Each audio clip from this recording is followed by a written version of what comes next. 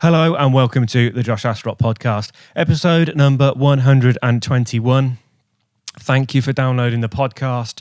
Don't forget to hit subscribe if you're listening to the podcast in iTunes or on the podcast app. Also, if you're watching it on YouTube, hit that subscribe button or give us a share if you want. That would be nice. It's also available in Stitcher, Acast, and several other podcast aggregators. Just look for the Josh Astrop podcast and you'll find us everywhere. Facebook, Instagram, iTunes, YouTube. I think that's the four main ones. Thank you for downloading this podcast. Now, this week's guest is a guy I've known for, I don't know, maybe 6 months, something like that.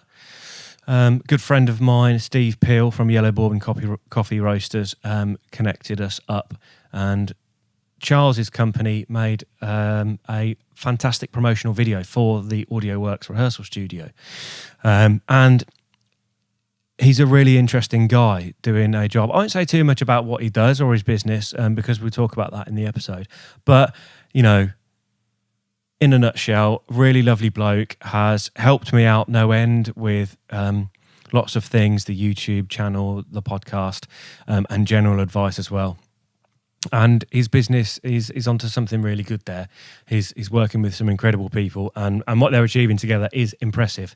So, if you, I was going to say if you want to get involved with his business and stuff, but you know, it's not really a business that you just go and buy something from. But they do put out fantastic content on both their YouTube channel and also a new podcast they've started, the Ziggurat. So I'll put the links to those two things in the podcast show notes, and you can have a look and see what they've been up to. Let's get on with it. This is the Josh Astrop podcast, episode number 121 with Charles Haynes.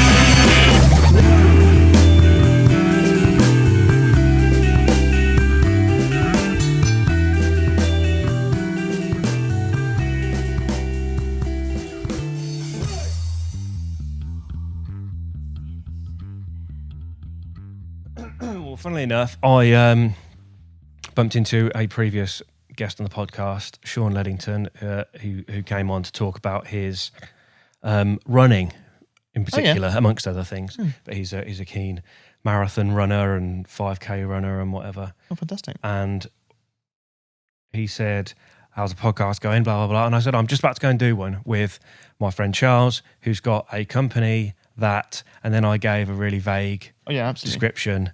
And I don't particularly think it was accurate. Probably more specific than the one I give. Okay, what would you say? We provide a service to digital creators, almost exclusively YouTubers, to help them produce better content and at the same time help to make a success and career out of producing that content. We have a specific kind of type that we work with, people with expertise.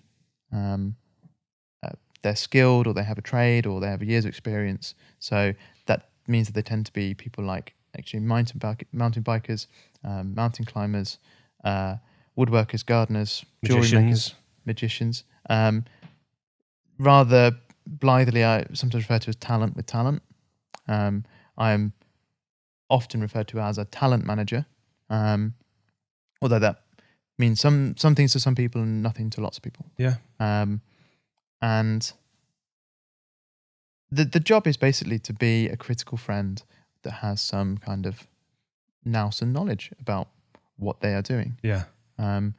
So whether it's patting them on the back and saying you did a really good job there and you need to cut yourself a break, or the opposite.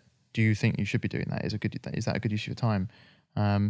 As well as all of the business acumen that comes with it, looking at analytics, looking at the revenue, the cash flow opportunities, making suggestions, bringing skills to the table which fundamentally, they shouldn't need to develop. And that sounds like I'm trying to create a job for myself. But in my experience, the more creative, artistic people are, they tend not to be very good at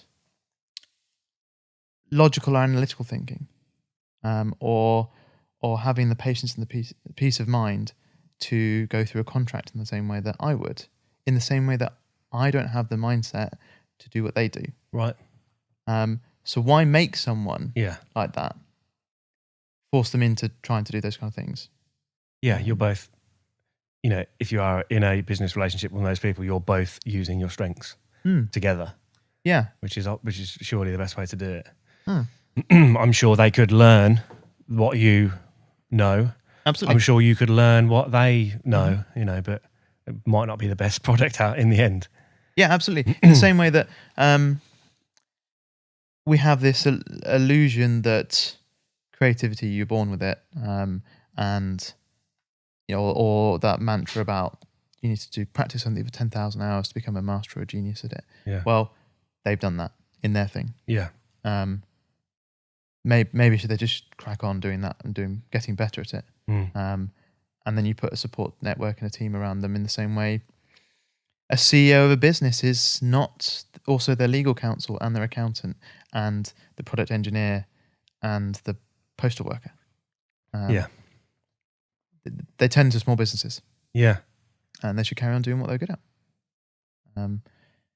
As part of that, it also turns into that we help people scale, that we're providing resources or expertise at the different points that it might be expensive to do it themselves, or they don't have the means of managing those moments when you go through those kind of crunch points. You suddenly got a new opportunity, but do you either start producing less content to make sure that opportunity goes through, or do you risk working with someone completely new and that opportunity not going very well, which then means you lose the opportunity, or when they are working with us, we will have resources which is really cheap in comparison to what they would normally get on the open market, and they're not a risk. My time is, I don't charge for my time in that kind of traditional way. I think one of the best examples was a video we did with one of our clients with a brand where I received the email on behalf of my client, came up with a couple of ideas that the client approved. For the videos, it was slightly something unusual, something that we were waiting for kind of an opportunity to try. The brand loved the ideas. It was probably one of the biggest sponsorship opportunities they've received for a while. We then helped film it, script it, and then manage the challenging approval process afterwards. All of those things could have been an opportunity, a point where they might have taken a misstep or not had the opportunity at all. Yeah. Or they would have made a lot less money. Right.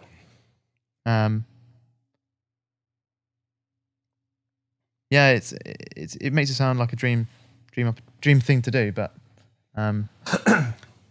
still got to make money at the same time. Yeah, that's it. I think it's. I didn't know your job existed. Neither did I. Until I met you. I think it was Steve Peel that introduced us, wasn't it? Yeah. From Yellow Bourbon. Yeah. Bourbon. There we go. Yeah. Bourbon. But what is it? I think it's like the word beaver. If you just say it over and over again, it just loses meaning. So yeah. Okay. Brilliant. That's great. I think now I know about you and the job and the people that you work with. I think obviously that makes so much sense. For exactly the reason that you say that. Well, it's just like we were talking briefly before we started recording about having an accountant and using people for their specialist knowledge or that's advice. When I shared intimate tax details. Yeah, which I can't believe you're getting away with it. I know, it's amazing. It's incredible. I must do it. So staggering losses. Staggering losses. Yeah, losses. Yeah, wink. Well, I mean, just so I can stop talking about myself. I find that. Well, that's what you're here for. Yeah, true. But Well, you get one or two choices, Okay. Josh. Okay. I either talk about myself or I talk about things I find fascinating, and hopefully that raises the bar. Okay. I find this fascinating that I hear that a lot. I've never heard of that job before, or I didn't think that was something people did. And some people's reactions when I say that, or people hear that, is, well, I mean, you don't know about digital. Of course that job exists. Which, fine, I think you're an idiot if you say that kind of thing. Yeah. It's just a bit mean. But I studied English at university, and one of the nice things about doing a humanities subject often is you look at culture and history as, well, the history of culture. Seeing a timeline of something which actually you don't normally think of it about having a timeline and having milestones and important points in a country or a history or a civilization's development. And whenever people say, "Oh, I didn't know, YouTube Manager existed or Talent Manager existed," I think about the golden age of Hollywood, where you had suddenly these massive industry change and creation of stars, people earning lots of money. They were creative individuals who, again, were in a situation where I'm sure Marilyn Monroe did not do her own taxes. Or her own marketing. Whatever. She had a manager. And there are a lot of managers in Hollywood whose job it is to look after and represent screenwriters and directors, and it's not a new job. It's just that when people hear digital, they think it's entirely new. That it's never existed before. Yeah, I think you're doing exactly the same job that other people in other areas do. You're just applying it to a different thing, aren't you? I mean, so the job itself, it's not unusual. But if you're not, most people don't have their own YouTube channel. Most people probably have never put a video on YouTube at all, or maybe even been in a video that's on there. Although the vast majority of YouTube content is single uploads. Really? Yeah. Okay. Like something between like 70 and 90% of YouTube videos are one video by a new account. By one account. That's fascinating. I'd assume it was the people that have been on there for 5 years and upload daily. Yeah, absolutely. But so it's exactly that kind of thing, which there's lots of cognitive dissonance or that's one of my favorite things about YouTube or the digital content revolution, is that there's lots of assumptions and beliefs about it, right? And very little data for people to people don't really care about digging into those kind of assumptions yet because there's no money in it, right? In the same way that TV and film are such massive things that actually getting to the real granular level of a lot of the audience consumption stuff is useful and important. But something like 1% of between 1% and 3% of YouTubers are profitable, and that sounds absolutely ridiculous, but that's because the majority of channels are either non-existent, tiny, or they're pirated content, or there's just so many of them that they're below 10,000 subs or 100,000 subs, or even you need probably 1 million subs. Well, 1 million views a month before you can really start to make any money. Yeah. Which is, I mean, to me, who has a handful of videos on YouTube, it's that's an astronomical number. Absolutely. Absolutely. I suppose that's representative of that 1 to 3%, isn't it? Exactly. Yeah. And then people say to me, like, when I'm talking about my clients and the larger ones who are making money, and they're like, "How can you make money from that?" And I say to them things like, someone who gets about 9 million hits on a single video, and they go, "Oh, that's a lot of people." Yeah, it's a lot of people. Well, The Walking Dead, sorry. Yep. Typical episode in some of the series gets about 9 million views. Yeah. So that thing that has fan conventions Yeah. and is a serious Yeah. production, and people would absolutely expect there to be ads on it and for the stars to be paid a good amount of money. Yeah. And here's the same amount of people seeing a video, Yeah. and people wondering why it makes money. Yeah. Yeah.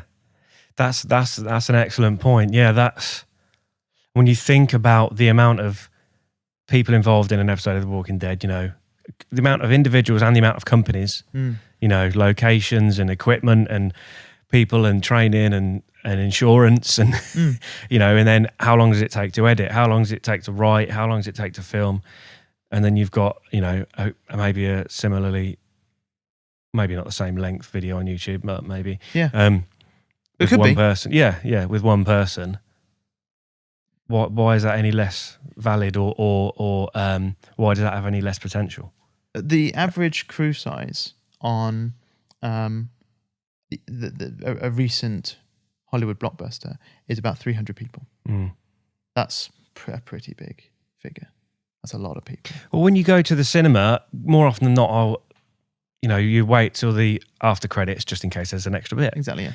I went to watch Jurassic World this weekend and we did that. And well, any film with any sort of digital effects in, it's staggering. It is. I mean, there must be thousands. You know, when it goes through and then it goes into the section of the credits where it's name. Yeah, where it's just like... And it's like rolling screen. a type of job. Yeah. And they've just listed everyone that had that. Yeah. Who contributed a cell shade. Yeah, it's incredible. And you think, they're all getting paid. They're all getting paid. It's amazing. Probably not a great wage. No.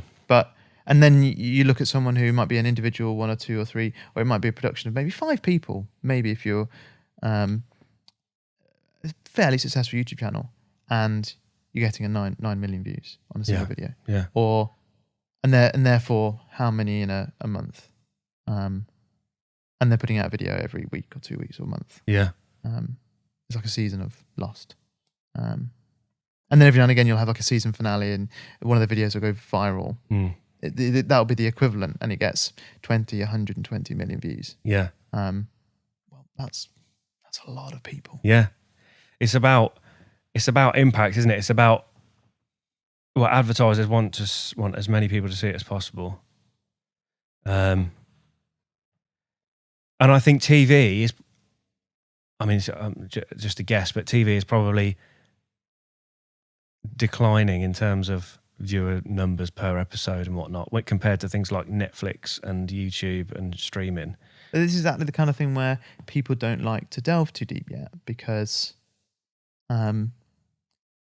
it's changed. The market's changing so much that no one really wants to put any comparative stats yet, or everyone's trying to hold on to their position. No one wants to say or provide stats which they might be used to say, well, actually, TV is declining. Yeah. But one thing that often people use as kind of a yardstick is how much a second of an ad for the Super Bowl goes for. And it continues to go up. But I think 2016, 2017 or 2017 and 2018 was the first year that it was at a comparable rate as for a digital ad. So that was seen as a bit of a watershed moment for digital advertising maybe of taking over. Yeah. And then people might argue then that this year then it would cost more for a comparable placement. There isn't a comparable placement, but the reason why the Super Bowl is so expensive is that it is a mass audience of a certain type, of a certain demographic, and there is an expectation for you to engage them. And so you talk about the Super Bowl ad. Yeah. And I'm not sure that YouTube has anything comparable yet in that sense. No. I think it was Seth Godin was talking about the Super Bowl ads, saying how actually as an advertising expense and a return on investment, they're not very good at all. Yeah. But, you know, like you say, because you have a Super Bowl ad, people think, well, they're doing all right then. Exactly. and it takes a certain amount of time. I mean, what are we on, like Super Bowl 50 or Super Bowl 6? Yeah. YouTube's only been around like 15 years. We haven't got those moments yet. It's interesting that a client of mine once was part of a camera crew that did something for a Super Bowl ad. And at one point they had their part of the Super Bowl ad on hard drives on their kitchen table. Right. And they were like, it exists nowhere else. If my cat comes and knocks my water over or something, that's it. Yeah, maybe I should back up. Yeah, well, I mean, it was there was such large file sizes. That They had to work with them in the moment and then do something with them, offload them, back them up. But for that moment while they're like transcoding them or something, or whatever. That's a lot of pressure. Yeah. Sorry about that. I don't know what the ad was of, but we're going to have to get Mariah Carey back. Yeah, is she available? We've got 12 hours to film this. Yeah, if it makes her feel any better, we won't obviously repeat the nip slip. We can. I don't know whether that's part of the... It's optional. Yeah. It's optional. Yeah, that's... I'm interested to see what happens with it. I think it's similar to radio in that sense, because I think I don't listen to the radio at all. You know, certainly not live, but I do go back and listen to shows that are, you know, I've heard are good. Particularly BBC Introducing Northampton. Very good show. Back with local music on. But yeah, I did a piece. Oh, I saw, yes. Yeah. Did you feel like you were it was almost that you agreed to do it, or that you were part of it because there's a kudos still with radio or kind of external interest, but at the same time you were thinking, well, I wouldn't actually listen to it. Yeah, I think it was that someone got in touch with me and said, do you want to come on and talk about podcasting in Northampton? And I said, yeah, great. To be honest, I don't know much about podcasting in Northampton because I don't think there is much. Sorry? I've noticed. Oh, okay, thanks, mate. But I don't know many other podcasters. I can probably count them on one hand. You know, it's in Northampton. It's because you've just ruined all the competition. I know. I mean, just snapping everyone up. Exactly. Everyone goes, oh, how would I catch up now? Yeah. I'd have to do 200 in a week. I know the rate at which I'm firing them out. No, but I thought, yeah, I'll do that. It's nice when somebody wants to talk to you. Good for the ego. Everyone needs a little ego boost every now and then.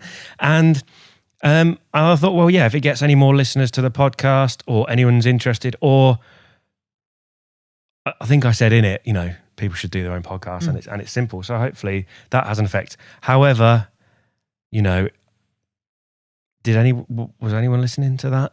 Yeah. I mean, I don't know. I've not heard from them since. I've not heard from anyone who's heard it. No. So from my perspective, it's had zero impact. It's interesting because I see a lot of brand deals and even clients trying to help their audience navigate from one platform to another. It is depressing how difficult it is to engage or to help move people across stuff. Yeah. When when we get frustrated by a celebrity or a creator that we like and them recommending something, and I mean, fine, you need to earn money, but it's still like you're recommending, you know, insert annoying brand here. But that it's a typical, what we refer to as a click-through rate, like actually someone following a link to then go to the other thing. It's like 3%. If you're really, I mean, if that's a great relationship. But so I would be surprised if anyone at all. And that's like digital. Yeah. Let alone if there's not physically a link. Yeah. In This is front it. of them. This is it. Yeah. I mean, it was. Yeah. I think the show or the clip in the show they were saying, you know, look for the Josh. I think I said look for the Josh Astrop podcast. So I'm expecting people to pick up their phone, go to their browser, type it in, search for it, find it in iTunes, or if they've got an Android phone, like oh no, I can't go.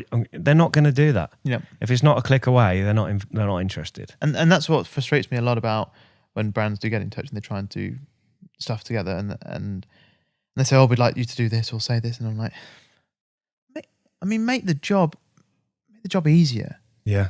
Because you are not doing yourself any benefits. Yeah. You're not doing yourself any benefits. No, that's age-old phrase. It's yeah. a common phrase. Yeah, TM, trademark patent pending.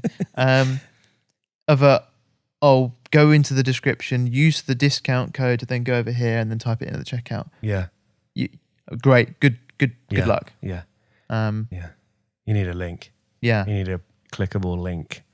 At the very least. And that's where I think the biggest challenge is with digital content, is that because it's so easily tracked and so easy to see the stats, that it's more easily judged. Right. Whereas radio and TV, they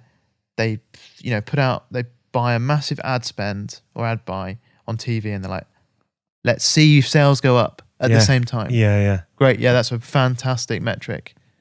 You've literally the only way that you're ever going to know that is you are doing nothing else at the same time to know that's causing that effect. And you've got historical data, that time of the week, that month of the year, whatever, and they haven't. That's like saying ad spend at Christmas increases spending in the month of December. No, wait a minute. You've heard what Christmas is, yeah? That time when people spend, a half their salary in a single month. Yeah. Do you maybe try not spending any ads or buying any ads? Yeah. But then you get into the whole terrible kind of strategy and network of, well, you buy the ads so that a competitor doesn't have the same profile space. But that's you're. I mean, that's so defensive, and I don't know what the word is. It's cynical. Yeah. Yeah. And what faith have you got in whatever you're doing, that it's not good enough to be better than your competitors? You've got to block them.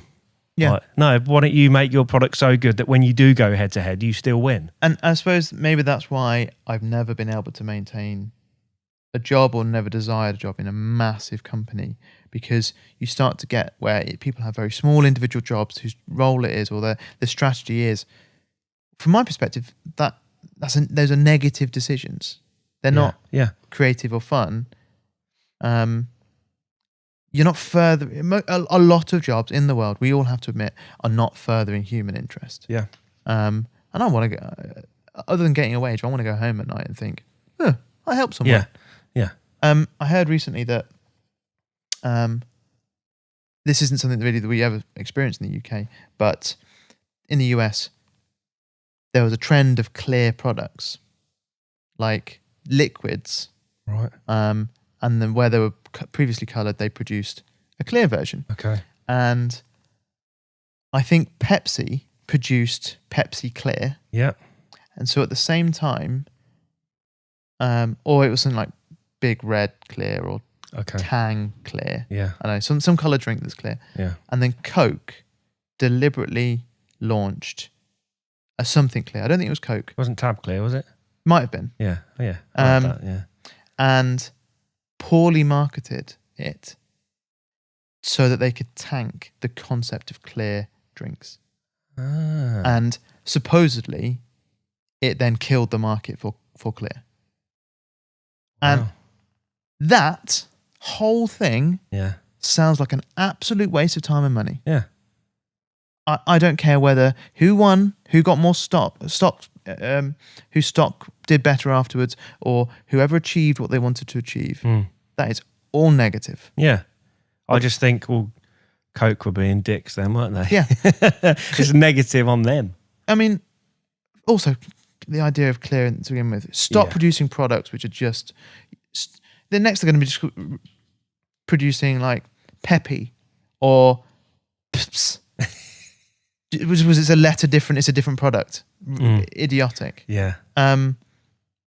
That's just phone each other up and say, this is what we're going to do. What are you going to do in response? Oh, you're going to kill it. Okay. Why don't we spend all the money that we were going to do between that and give it to an AIDS foundation or something. Yeah. Billions. It's such a waste of time and resources, both the people that are working on it and the people that are watching it and experiencing it, and it's just the things that people will do. I mean, it's that fear, isn't it? They're scared that they're going to lose, but there's enough market share for everybody. And if your product's really that bad that people are choosing the competitors, then you got to ask yourself a question. Yeah, exactly. Yeah. And this sounds really. I mean, I could go through my entire life, and hopefully it would balance out that this is not how wanky I am. But I used to play squash with. I don't know whether it was Pepsi or Coca-Cola, but they're like environmental director. Okay. He happened to live in my town and go to the squash club I tried to get some freebies out of. That makes it sound better. And he was telling me that he found his job really difficult because when he first started there, they had a plant in Russia, and he was trying to explain to them why the groundwater they were using was not a renewable resource. Right. And that it was basically they needed to start considering it as stock that could be used up. Yeah. And one, I really appreciate that's a really good thing to do. But this was like 2010. And that was still a challenge. Yeah. Yeah. And I'm sure that's a problem in a lot of places. I've not really given you much to go on. No, I'm just thinking about that because that's a problem. That's a problem of an old company, isn't it? I mean, a new company will be aware of these issues. That wouldn't be a new problem. That would be a problem they had or an idea they've had from the beginning. Although, yes, but maybe that's an idea that a small company wouldn't have because they would potentially not have a plant in Russia. Yeah. But it's those kind of... this is what I mean by it in terms of like, it's fascinating to think about how things change over time or what's a trend and what's a cultural difference and how... Are all Russian companies, do they have the same kind of misinformed notion of... So that to me isn't just of a Western liberal disposition. That sounds like good business sense to me. If there is a resource which is finite, that you do not understand as being finite, that is a poor business strategy. Yeah. It's a bit like... a horrible comparison, but thinking that you don't need to have health and safety in your factory because people are renewable. Yeah. No. I mean, there is a point there where you have no workers. Yeah. For whatever reason. It's a matter of time. Yes. Really. Yeah. I was watching a fascinating YouTube video. There's a great channel called Cody's Lab who he's I think like a college student in a university doing geography or something. He happens to live on a farm with mines, so he mines. Okay. And it's just great watching a guy basically live his own Minecraft life. But he did an experiment on camera that he did for his course where he put water, some kind of gravel or sediment, then a layer of clay, put a straw in it, and then did another layer of clay and a different coloured water, and basically showed how like an aquifer would work or how different levels of groundwater work. And I love YouTube for basically allowing people to communicate something they know a lot about, or at least it's fascinating to them. And if they communicate it well, you've basically just learned something which you would never have learned before. You might have if you were studying the subject. But now I have a better understanding of why groundwater is important. And he basically... one of the things that he showed using this was that when you suck up groundwater, you think, well, it's several thousand square miles of potential aquifer that is full of water and has a level in it. The level must go down. Well, it doesn't go down across the whole thing. It goes down in a cone, right, from where you're pumping. And this cone slowly spreads out from that point. It's not like a sea level where it just all goes down and then it's empty. And it can take hundreds, thousands of years for the cone to fill back up. Right, okay. So then what ends up people is they just dig more and more ground wells. Yeah. And then you just feel anyway, it was fascinating to see, why California has such an issue. Yeah. Because they're just slowly using up on the groundwater and removing these cones, and it takes thousands of years to come back to an area. So you can have an entire county of California full of ground wells, use it all up, and then the county's dry. Yeah. For want of a better word. Yeah, yeah. And they've got a lot of avocados. They have. Great. Yeah. That's almost like the Pepsi in Russia. We've got a lot of Pepsi now. No groundwater. I don't know where that's from. Some Eastern European country. Yeah. You invited me on for the accents, didn't you? It was, yeah. I mean, it took you long enough, didn't it? It's been It's been nearly an hour, and it's just come out. That was a lot of tax talk at the beginning, wasn't it? There was.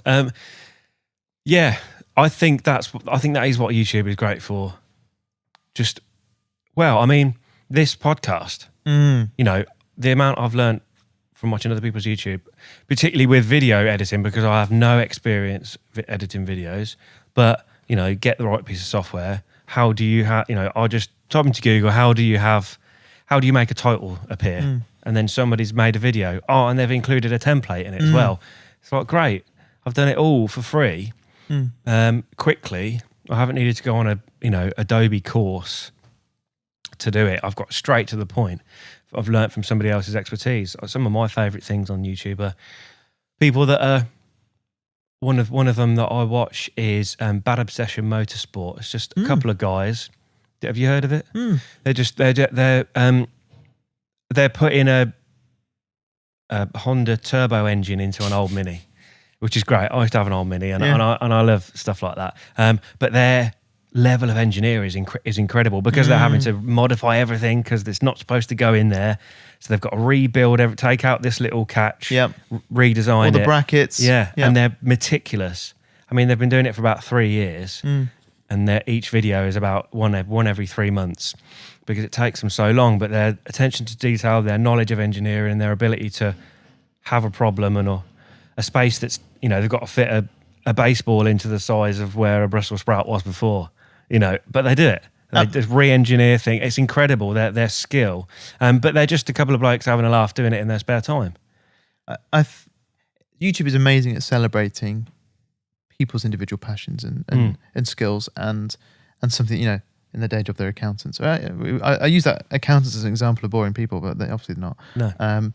But actually, it's an example of there's lots of professions in the world where you can imagine them having hobbies outside of work in order to provide a different excitement level. It's the most diplomatic way of putting it. Not in order to not kill themselves. Yeah. But it's not just access to information that I like about YouTube, but this way of helping people to get rid of the mythology or demystify subjects to make it so you try them yourself. Yeah. So it's not just that you found a tutorial about video editing on YouTube. It's that because you saw someone doing it, it completely demystified that you need to be professional to do it. And there's so many things like that where you go, that I've now tried, whereas I think either in a pre-YouTube era or just if I hadn't seen the video, I would have been like, not trying that. We had this horrible thing happen in our house where the back of our sofa in our what do they call those windows that come out of the front of your house? Bay windows. Bay window, yeah. So we have a sofa in our bay window looking into our living room, and I sat on it one day, and I'm not a big guy, but the back of it went through the floor.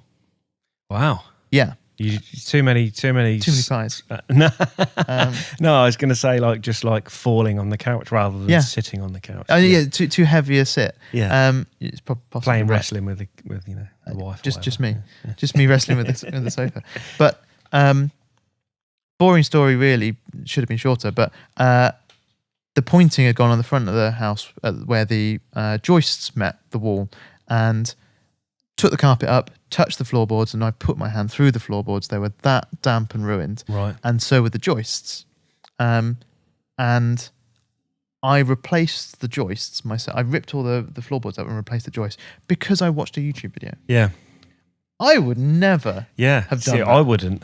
But maybe if I watched the video that you watched, Exactly. maybe I would. I don't know. Everyone that said that to me has gone, you do not look like the type to replace, load-bearing joists in a house. Your family are in this house. Exactly. Do you want to jump into that sofa in the future?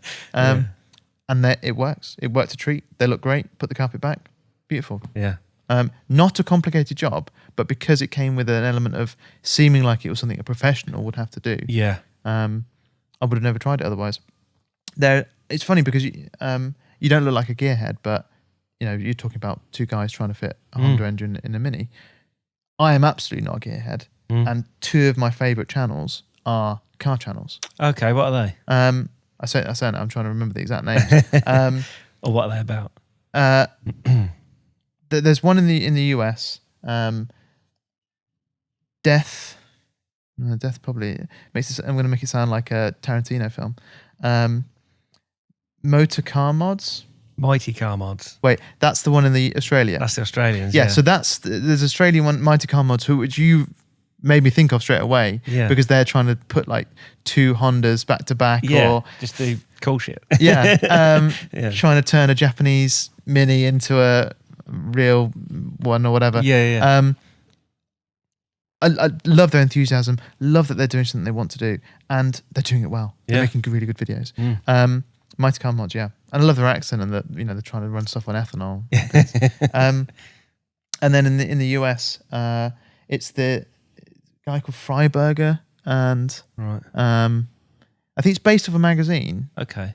But I mean, this must dwarf the magazine stuff. Yeah. And one of the things they do is that they go to a city somewhere, go to a junkyard or scrapyard, get a car, try and make it run, Okay. and then drive it back to where they're from. Okay. And they're just hilarious journeys of it falling apart, the exhaust coming into the thing, and then have to drive with their heads out the windows. They're not having a windscreen. Yeah.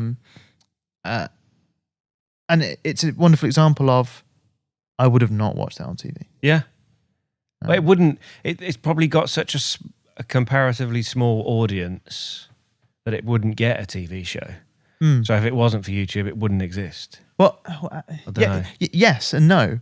I think someone would, a TV exec would say that's such a small audience, or I don't think there's nothing comparable that we have data on to think that. But it then grew that audience on YouTube, and it's a massive channel. I mean, the episodes will regularly get more than multiple millions of views. Okay. Which is enough for me to say that should be on. There's cable network channels that have 5 people watching on a regular basis. Yeah. Yeah. Yeah. I mean, talking of viewing figures, Joe Rogan regularly says how many people are listening.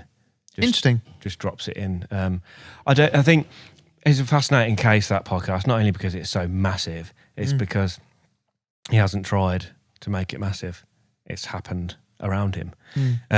But yeah, a couple of people say, a couple of people have been on and they'll say, coming on this podcast, I'm going to speak to far more people. And he said the other day they get about 4 million listens or downloads per episode, and he's doing 2 or 3 episodes a week. Those sorts of numbers. I mean, is there any TV show that has that many episodes and gets that frequent? 12 million a week. Yeah. And it's interesting that actually one of the problems I find in my industry is people are still very protective of their numbers, YouTube is fairly public. The viewing figures are on there. Yeah. And actually you can get hold of stats fairly publicly as well if you have certain plugins and stuff. But there's lots of demographics and stuff that people get very tight to the chest, or they refer to as being commercially sensitive. But I think we should be shouting about them. A friend of mine, I hilariously, but not in a fun way, used to do stand-up comedy. You did, or a friend of yours did? No, I did. And good for you. good for the paying audience. In my hometown of Market Harbour. Okay. And one of the first gigs I ever did was to speak to a compere at a comedy night that I used to go to say, can I have a spot sometime in the future? And he said, do me some material. So I did some material for him. And he said, okay, do you want 5 minutes tonight? And I was like, I suppose this is what I was asking for. Yes. So yeah, I suppose the answer has to be yes. Yeah. But one of the lovely ladies that was on the bill, her professional, was called Natalie Haynes, not my sister, Right. a wonderful comedian. And I got to know her because of that and met subsequently a number of times. She was saying recently that she gets lots and lots of emails from people saying, oh, will you come and be on my podcast, or will you help me with our radio show, or there's no money in it. And she's like, stop assuming that because you don't think the things I do are particularly well viewed or listened to, or you don't see the stats, that you can come to me with an absolutely nothing project and say you can pay me nothing. She said she was saying the other day that I think this is this is absolutely fine. That her radio show is listened to about 1.6 million people. Wow. It's on Radio 4, which you'd assume to do well, but I mean, you don't know what the numbers are. And then people say, "Oh, can you be on my podcast for free?" She's like, "No." And I think that's perfectly legitimate. Yeah. And it's one of those things where actually there's not enough information about the stats out there, and just because her name isn't famous, you think, oh, you're just one of those people that brain boxes that people have on stuff. Okay. To add quality and interest and experience. Yeah. No, I 1.6 million people. Yeah. That's got like. Yeah, that's difficult because I am that podcaster in that scenario. But I don't think you are, because one, some of these things, a lot of those things that I'm sure that she's being asked are, they can afford to pay something. Okay. But part of their budget allocation is they try and get stuff for free. Okay, yeah. But also that you don't necessarily approach someone who has a massive audience and say, will you do me a favor for free? It's, right now, I'm not doing you a favor. You are? No, this is a fair trade. Maybe, yeah. Okay, all right. It's absolutely a fair trade. Oh, well, I'm flattered that you think that. Yeah. Absolutely. Okay. And I think that everyone has to approach those kind of conversations understanding the position that both parties are in. Yeah. So the transaction is fair. So that if you do have someone who has 1.6 million, or that you try and bring the same value to them. Yeah. I think that's it. For a long time, I didn't ask anyone I didn't know or anything like that, because I thought, well, why would they? Why would they come and, what's in it for them? And a couple of times I've maybe punched above my weight, and quite often, the email you get back is, how many listeners do you get? Like the rugby player? No. Sorry, not that response, but in terms of punching above your weight. Yeah, maybe. Yeah, I mean, I feel like I was lucky to have James Haskell come on and do the podcast, and that was great. But other people that I've tried to get and subsequently haven't got, they want to know how many downloads I'm getting, because they want to know if it's worth their while. Yeah, which is absolutely understandable. And I don't. They want to understand what the transaction is. Yeah, they want to know. Yeah, you're getting this person who's this many likes on Facebook. What are you and what are you doing? Which is absolutely fine. So one part that I don't like about that is that come back to kind of conversion is the thought that they are bringing their profile to your program, which we've already discussed, just doesn't happen. No one's Googling, if Danny DeVito was on this, no one's Googling Danny DeVito and somehow finding this podcast from his from the fact he has a profile, and you are getting more listeners because of it. Yeah. It doesn't exist. No, it's just you. I mean, you might get one. Yeah. So they're not doing. Lots of people that I speak to think that that's one of the things they bring. Yeah. It's not. No, this isn't a 3-minute spot on This Morning. Exactly. Because that's clear what's going on there. Yeah. One of the things I really love what Ricky Gervais does when he has to do those, or I don't know whether he has to do anything, but when he does those things, and he goes on and they say, Ricky Gervais with us today, and then he goes, got a book coming out this week, and then he goes, right, anyway, let's have a chat. And it's like, that's brilliant. That is exactly it. This is the transaction.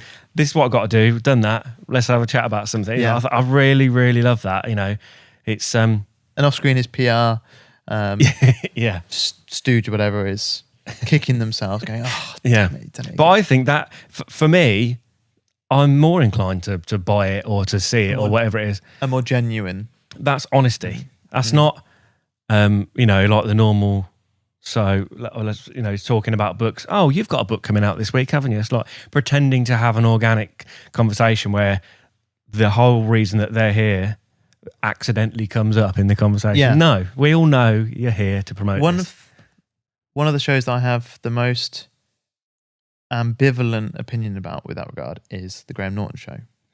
I love it, Yeah.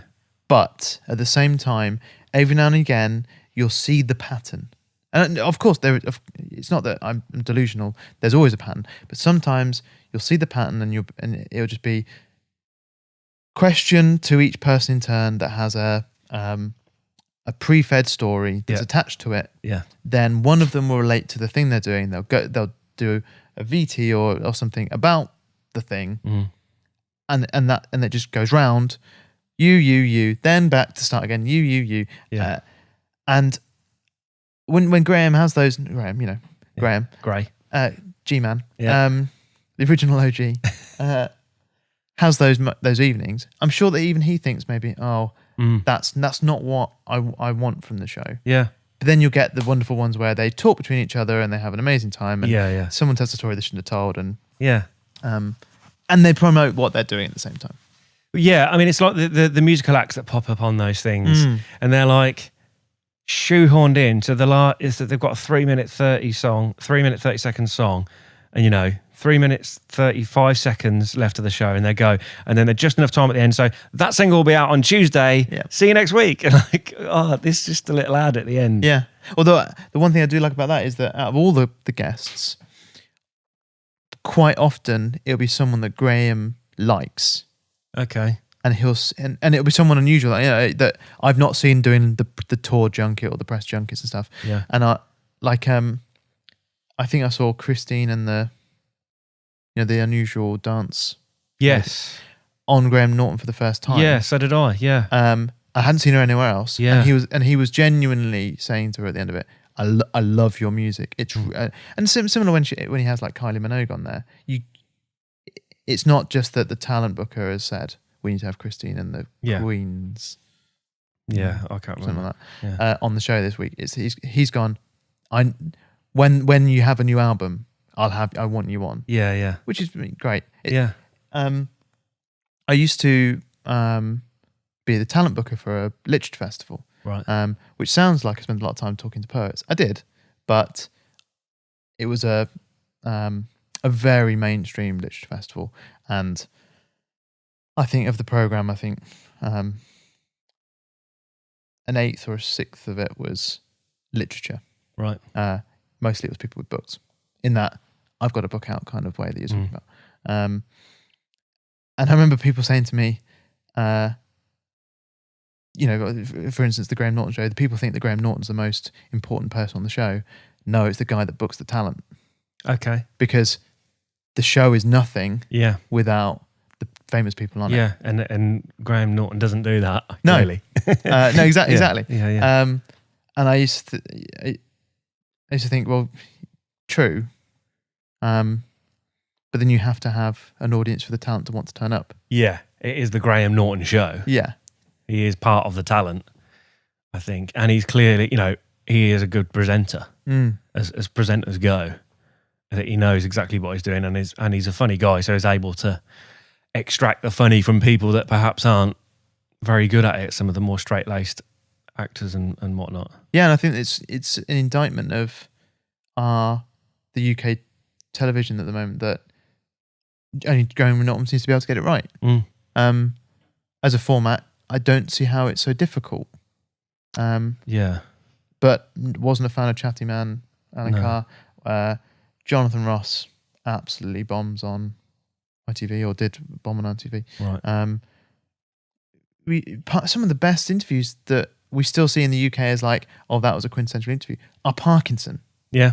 You see clips from Parkinson, you're like, wow, that is old. Yeah, yeah. But some of the, I think one of the reasons it comes up the most is like Monty Python. Yeah. You're like, just phenomenal stuff. And just the format having that flexibility and breadth to be able to have a ridiculous comedy interview. Yeah. What was one? Was this a sketch, or was this actually on where it was the talking gorilla and a vicar? Is that actually Monty Python, or is that Parkinson? I don't know. I don't know. So someone's gonna say in the comments. You're an idiot. You're just talking about an actual Monty Python sketch. It does feel like the format with Parkinson obviously was more in depth, and he asked some real questions.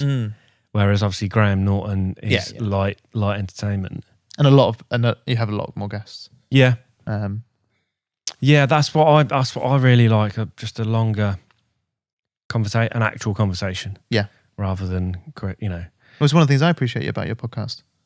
I mean, that's the end of the sentence. Great sentence. It compliments you. It says something nice. Yeah, I said it. Yeah. I mean, it's got all the, it's got all the elements. It's got all the elements I look for in a good sentence. Exactly.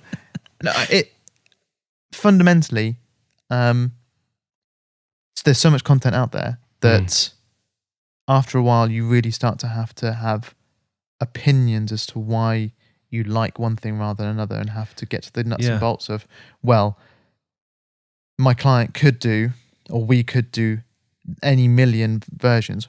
What do we think is good? And it comes down to just, well, you have to put your nuts on the line. No, you have to pin your flag to the mast. Yeah, you have to raise your balls up the pole. Absolutely, I think that's the one. You have to put the banana in the tailpipe. Couldn't have said it better. Exactly. Again, the long form conversation podcast, and that is why this podcast is so good. And you know, that decision that you've made, that is what this podcast is. Yeah. It's fundamental and it's important, and it's the kind of thing which I would absolutely stand by. As you ultimately have to try and start with a nugget of what you think is quality, and try and find success in that. Because if you chase success and change the format, you're just chasing celebrity. Yeah. Which, yeah. I wanted to do what I want to do. Now, obviously, there is a crossroads, or hopefully a meeting point between what I want to do and what other people want to see. But I wouldn't. If you want people to see stuff, the podcast is the wrong format. You know what I mean? I do. So that's why you start a video podcast. Yeah. Really, I mean, you know. Actually, that is a serious response to what you just said. Is that actually people are consuming a lot more YouTube content and a lot more video podcasts? Well, you started recording it. Yeah, you're just filming it. Yeah, this is exactly the same, apart from there's a light and a camera. You know, and I don't think it's changed the dynamic at all. So, yeah, it's about doing what, you know. If I'd have set out from the beginning to do something that was popular, obviously it would be so different to this. Not that this isn't popular, but I know what you mean. If you chase popularity, you can tell when someone's doing that with the format. You'll have no identity. You have no. You'll be constantly changing to follow the trends. And I mean, while that may be popular, you probably wouldn't get a following because... No, it'd be viral or based on searches and stuff. Yeah. Rather than it being and I think also, when I've come across people who are trying to make decisions based on what they think is going to be popular or following a trend, which is different to what they think is going to be do well, Right. because you have to have that in your mind. They find it very, very difficult to make decisions because there's nothing, no force, no weight in those decisions which helps them Right. to push over one way or another. Yeah. It's like, well, which would do better? Well, actually, it's a very difficult decision. It's very grey, and they go, well, and they get disabled by it. Yeah. Because there's nothing else then saying, Yeah. well, I think that looks better than that, and that's ultimately the thing that Yeah. helps them push over the line. Yeah. Well, enough said about those people. Yeah. Yeah. That's it. I think you. Well, it depends what you're doing. If you set out to be popular, or you set out to be good, or you set out to do what you want to do, as long as you stick with it, you're fine, aren't you? It depends what your goal is. And you don't always know what to do, as I'm sure you don't. Clearly you're very good at your job. The people you work with are very good at theirs as well. They produce great content, and like Stephen, who we've had in here, fascinating guy. Particularly in that line of work, I think that is, that's trial and error. It's error until you get it right. I think that takes such determination and focus. And I don't have like this checklist of these are the people I want to work with and these aren't. You, from what I've said already, you can kind of understand how that decision process works. But part of working with people who have experience or a skill or a talent that they have to work on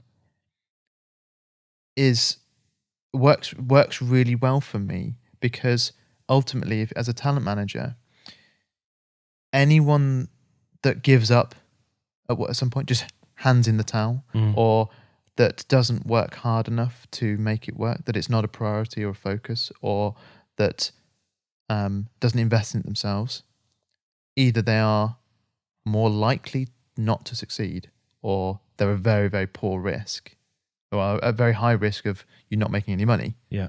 One of the ways of me de-risking who I work with is, well, if they've been a magician for the last 10 years and it takes a lot of work, well, they've proven they can stick at something. Yeah. And I think this is how I approach. Wow, I mean, it starts to sound really wanky again, but I think this is how I approach business and how I try and be successful. Is I have all the wishy-washy qualitative criteria, or the things I want to do, like I want to enjoy my job and I want to do something which I think is having some kind of impact on human interest. I don't mean like society, but I mean fundamentally I help my clients do things that hopefully they weren't able to do on their own, or do it well. All the nice stuff on one side, but not just another column of things which make it good business sense, but they're almost the two halves of the same coin. Right. So I don't even need to work at it making good business sense. That, and it's taken me however many years I've been alive to get to that point, and however many years I've been working to get to the point where that doesn't have to be a conscious process. Yeah. I used to work for a horrible person, but they had some really great phrases that I've internalized or used to help me frame what I do. And one of the things he used to say was about people's selfish ambition. And he used it in kind of a horrid way, but he used to talk about the fact that everyone has their selfish ambition that they're trying to achieve. And I took that as, well, actually, everyone wants to do something. Everyone has that selfish ambition. If you try and ensure that if both parties can achieve that at the same time, then you have a very good, fair business relationship. Okay, yeah. If you ever don't, then fundamentally you are diametrically opposed, or at some point one person wins more than the other. Yeah.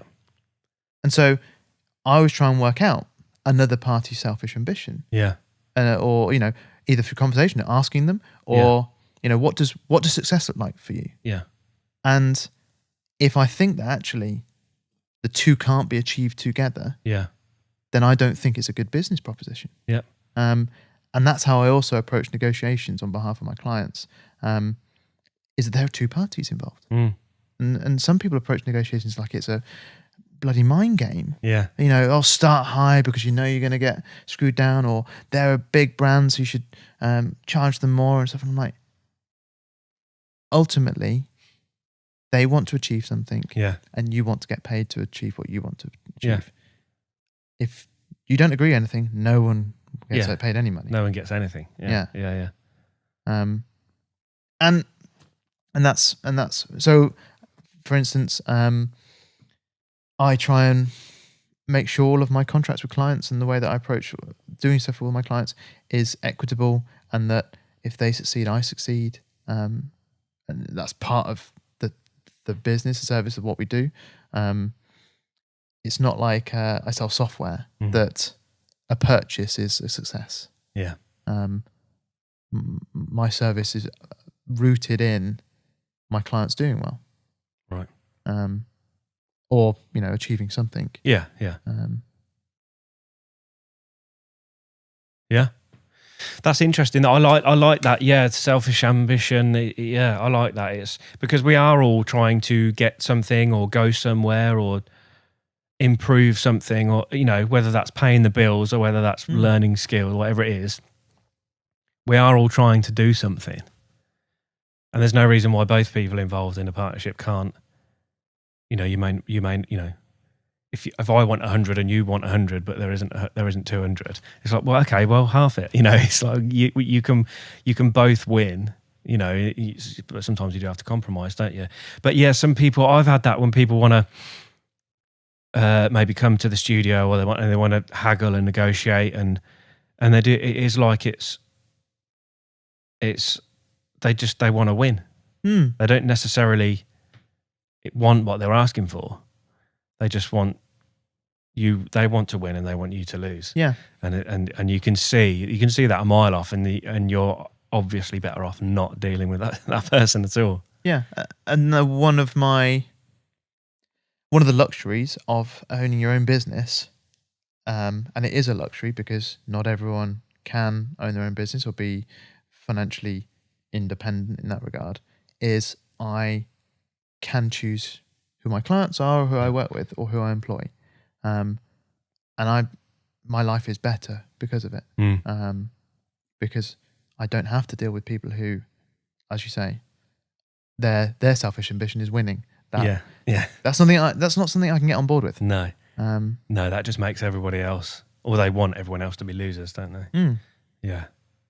But yeah, I mean, it's through experience and that insight that you find that out. And I think having running a business or dealing with people or customers or clients, when the buck stops with you, I think you learn that skill faster than if you work for another company, where if you don't get that thing that you're trying to get for, it doesn't matter to you much. It's the person above that's going to suffer.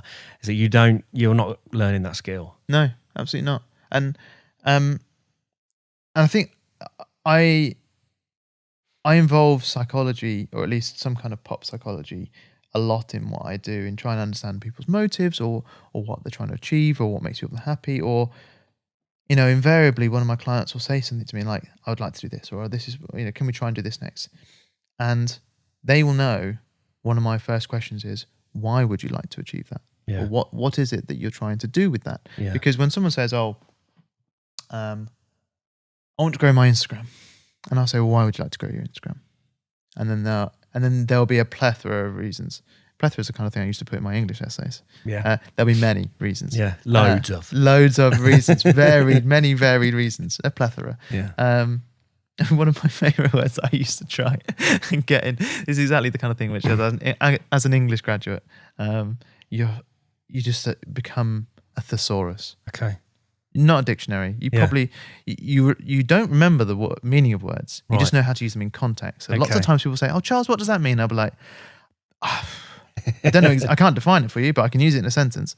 You become a thesaurus. And one of the words I used to try and fit in my essays all the time, and I sometimes read my old essays and go, what a wanky word, was anathema. Anathema. Yeah. I've not heard that before. Which means like, this is where I have to try and define it. Means like the opposite of that. Okay. So, or if you have a position, the antagonistic position of that, Right. the false, the negative, the thing that will be its undoing, Yeah. is anathema to it. Okay.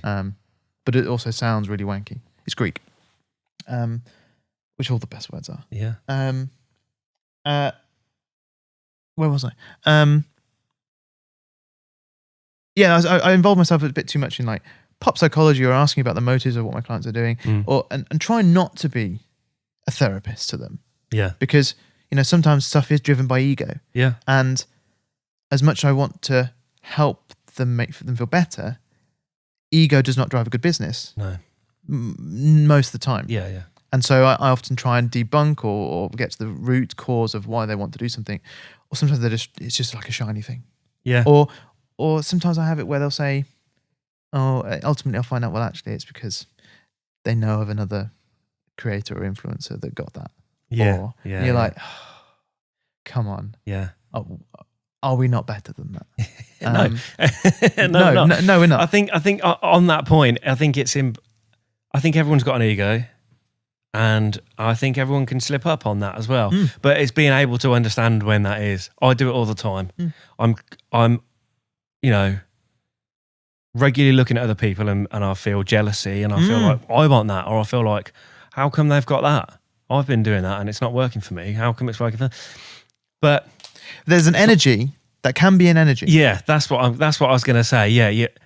As long as you can catch that thought when you have it and not let it run away with you and just end up hating everyone. And then think, well, why am I jealous? Oh, it's because it's not worked out. Well, why hasn't it worked out? How can I help it go in the right direction? Yep. But it's easy to fall foul of that, I think. It's some of the most hardworking and most amazing, inspirational people that I've met have almost a damaging, self-critical nature. Okay. And we've all met people who are like that, who actually end up doing nothing because they can't start anything, let alone finish it. And these people manage that feeling in a way that helps them to keep perfecting, to keep working hard, to just spend the nights doing it, and they just work ridiculous hours and they keep striving to do stuff. But I also try and have a positive attitude, and maybe this is the optimist in me, that I like to think that there's often a nice root cause, or there's even when it's negative behavior, that it's caused by something which is understandable, typically something like a lack of confidence, or dispersing or displacing some other negative experience they've had. But and then I try and hold on to like psychological theories which are also positive. Like there's a great pair of I'm trying to remember both of their names, but there's a great pair of economic psychologists or behavioral economists called Kahneman and another gentleman's name. They're both Israeli. And I think one of them, I think it was Kahneman, did this great experiment or study where he had people, lots of pairs of people, and they had to come to an agreement over how to split 100. This was your comment over if you've got 100, how do you both have 100? You can't. And one person would offer a trade. So they would say, you get 50 and I get 50, or you get 1 and I get 99. And that was all they were allowed to do. And the other person, all they were allowed to do was either reject it or accept it. Yeah. And in those scenarios, most people would think that that's almost like Trumpian business deal making, well, I'm in control. Unless you agree to my number, we're never going to get out of this. So I'm 99, you're 1. Just say yes now, otherwise that's it. Second accent. Thanks very much. I thought that wasn't too bad. It was good. And you think that actually most of those scenarios, the average would be horrendous because the other person isn't in the controlling seat. They're in a weak position. But it works absolutely both ways. The other person, which is often in this kind of psychological experiment seen as being the average Joe, the person in the democracy, and the first person's the government, actually can be vindictive and say, as long as you keep giving me bad numbers, I'll just keep saying no. Yeah. Even if I come out with this with nothing, so will you. Yeah. It works both If ways. I'm not having anything, then neither are you. Yeah. And actually, the average was about 50. Oh, right. Okay. And it's one of those wonderful things where, human to human, you'd think that there was something bad was going to happen, or there'd be some horrible average. But I'm sorry, it's not an average. It was the average agreed higher number. Yeah. Was about 50, 49, 51. Yeah. And it was completely even. And people were just like, well, you're going to say no if I don't say this even. And if I don't say a good number, then it's not going to happen anyway. So what about 50-50? And they're like, yeah, all right. Yeah. And that's a wonderful, whatever the reverse of indictment is. Yeah. English graduate. Yeah, thank you very much. I can do synonyms, but actually, in praise of human decency. Yeah. And I try and hold on to that. That's brilliant. I think that's a perfect place to end it. Fantastic. Well, thank you very much, Josh. Oh, it's my pleasure. It's my pleasure. I'm happy to have met you, and you did an excellent video for the studio for Audio Works. It's a fantastic place. Oh, thank you. And it's interesting to learn about YouTube and how it works with advertising, and I've met some of your clients and stuff, and they're all really cool people. But like you say, that's because of your choice. Yeah. Through experience and yeah. Don't want to work with anyone that's not. Can I close on asking you a question? Go on then. We met quite some time ago. Well, I mean, relatively speaking. Yeah. And I was thinking, he runs this podcast. He's just met me. I'm this local guy. hopefully, I'm doing this video for Audio Works. He might have me on soon. And then you invited Neil Curley, who's fantastic chap, and works in the office with me. Yeah. And then you had Jason Hatt back on. Yeah. And then you had some other bands, some people back on like for the second or third time. Yeah. And then you had some of my clients, and I was just sitting in Yeah. the office, Just waiting. I think I was one day I was just crying into my phone. What took you so long? Well, I'm a power-hungry egomaniac. I'm glad you just finally admitted it on your podcast. And I thought, I can't leave it any longer. This is getting embarrassing. Yeah. I was planning on just rejecting it. Just say, yeah, power play. Yeah. I don't need you. But then I thought, I can't come on and talk about my negotiation tactics being really fair and even if I try and power play this podcast appearance. No, that was, I get worried that people, I mean, maybe that's a sign of ego. I'm worried that people might think, why hasn't he asked me? Or something like that. I don't know who would think that, or if there is anyone obvious that I haven't asked. But it's normally either I didn't think of it, or or I'm worried about asking people, or it's like an hour, 2 hours of people's day. People are busy. Excuse me. What's in it for you other than a chat? Bloody nice chat. Oh, okay. There you go. Bloody nice chat. I've always thought that when you were doing the rebranding, I thought miss a trick there. Could it be just be called Bloody Nice Chat? Bloody Nice Chat. Yeah. Would that pass? Would that get through on iTunes though? Bloody. It probably would, wouldn't it? Well, I mean, if the podcast is itself explicit. True. Also, it's a British colloquialism, so yeah, probably would be all right. Probably would be all right. Yeah. Try it. Yeah. That's exactly what I say to clients sometimes. They're like, do you want to think of this, Charles? And I'm like, don't know, try it. Yeah, see what happens. What's the worst that can happen? You said it would be all right, Charles. No, I didn't. I said, try it. Try it. Find out.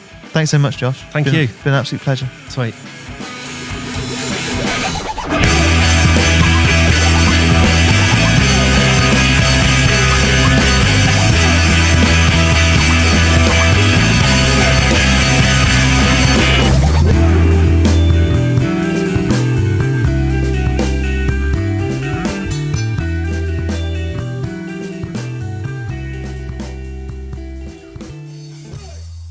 So there it was, the Josh Astrop podcast, episode number 121 with Charles Haynes. What a lovely bloke. Absolutely fascinating talking to Charles, particularly as he works in a field that I don't know a great deal about. Something that I use regularly, YouTube, and I'm sure we all do and you all do. But obviously the level of understanding that he has with how it works as a platform, what it provides for content users and content providers as well, I think is fascinating and valuable, and hopefully something that I can apply to my YouTube channel as well. I think one of my main goals is just to have the podcast listened to and watched by many people. I think that the guests that we have on the show are fascinating and broad. They work in so many different fields, but there are similarities and some things that I learn from each and every one of them. So if we can make more people hear that, then that's all good. It's spreading that information and hopefully a bit of happiness and learning some things along the way. Well, that would be great. And obviously then the podcast will be more popular, I think. And that would just increase everything. That increase production qualities, increase the amount of guests. That's where we're going with the show in general. And Charles is helping me with that, so that's fantastic. Like I say, you can check out their YouTube channel and their podcast. I'll put the links to that in the podcast show notes, and you can check out what they've been up to. I think that's pretty much it. If you want to follow the podcast or share it or do whatever you want, just look for the Josh Astrop podcast. You can find us on Facebook, Instagram, YouTube, and iTunes. It's available on non-Apple platforms as well. Just Google the Josh Astrop podcast. I think that's it. I think that's everything. Thank you very much for listening. This has been the Josh Astrop podcast, episode number 121 with Charles Haynes. I've been Josh Astrop. We will see you next Wednesday. So this is a little something for Josh. When he's editing this podcast, he's gone to the toilet, and I'm hoping that in his ear holes he's going to have me finishing off the end of the podcast while he's not here. He doesn't normally have sponsorship, but I'm just going to do a little jingle. Here it goes. Audio Works is so great. Yeah, Audio Works is amazing. You can rehearse at your own pace. Audio Works. Thanks.